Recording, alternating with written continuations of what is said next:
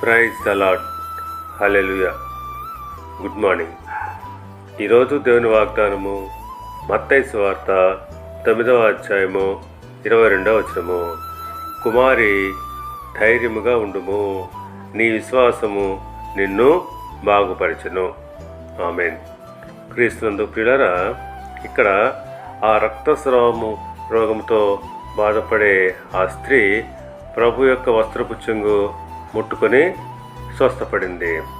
అందుని బట్టి ప్రభు ఈ మాట అంటున్నాడు, కుమారి, ధైర్యముగా ఉండుము, నీ విశ్వాసము నిన్ను బాగుపరిచిందని ఆమెతో అంటున్నాడు.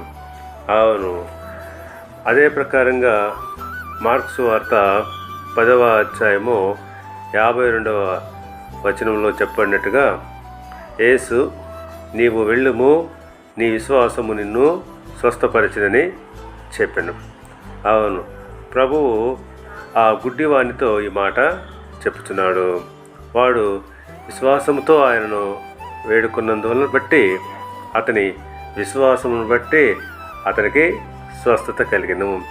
కనుక ప్రియులారా, ఇక్కడ మన యొక్క విశ్వాసాన్ని బట్టి మనలో కార్యము జరుగుతుందని ప్రభువు స్పష్టం చేస్తూ ఉన్నాడు. కనుక మనము ప్రభువునందు విశ్వాసం ఉంచాలి. దేవుడు మిమ్మల్ని దీవించి ఆశీర్వదించి వర్ధిల్ల చేయనుగాక.